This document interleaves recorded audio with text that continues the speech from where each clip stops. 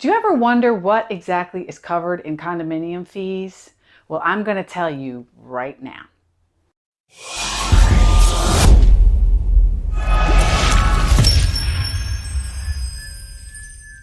Hi, my name's Kris Kesling. I'm a realtor with Preferred Properties of Sarasota. And if you've shopped for condominiums in my area, which is Sarasota, Bradenton, Venice, on the west coast of Florida, you've probably been pretty shocked by some of the condo fees that are being charged in these communities. The important thing is to remember not what is being charged, but what it is for. And this can vary greatly. One common misconception with condominium community fees is that someone somewhere is pocketing some of this money. This is simply not true.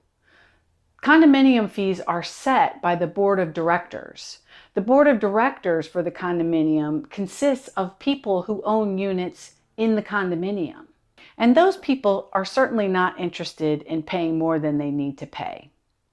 Another common misconception of condominium fees is that they are an additional fee that you would not pay if you owned a single-family home. And that simply is not true. As a matter of fact, the things that are covered, although they vary from community to community, are things that you would pay if you had a single-family home. For instance, it's not uncommon for a community to pay for lawn maintenance, for shrubbery maintenance. And what about high-rise condos? Who is going to wash those windows that are all the way at the top? A lot of those communities have pools or have tennis courts or recreational facilities for the children or clubhouses. All of those things are going to have to be maintained.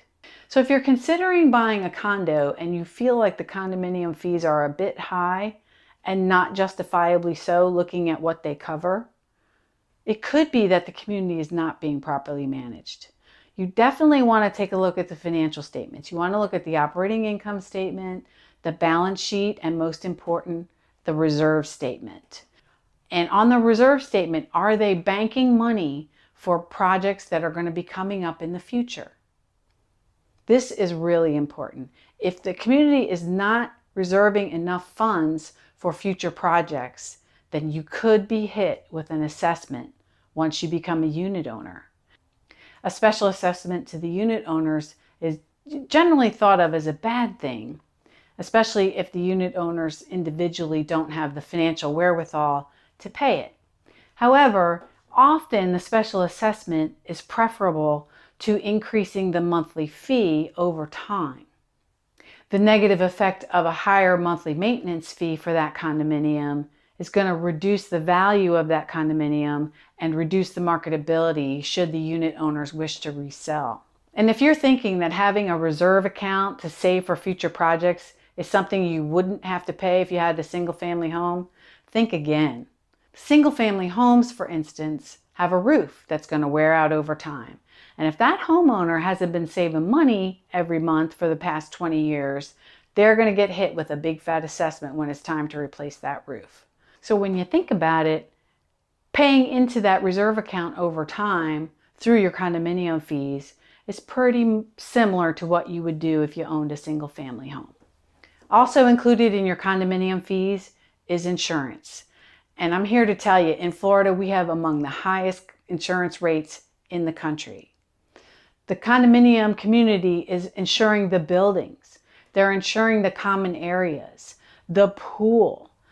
Also, if the community is located in a flood zone, it's going to include flood insurance. And that is also a big ticket item in Florida. And those are items that you would pay if you lived in a single family home.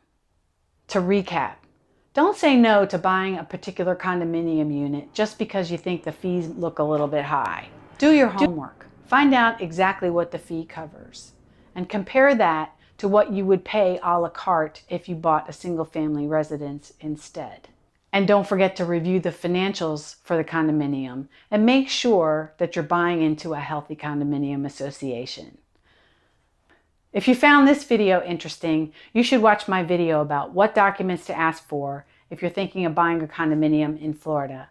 In the description below, I put a link to a PDF where I list the documents and describe what you should look for in each. Don't forget to subscribe to my channel, and I'll see you next time.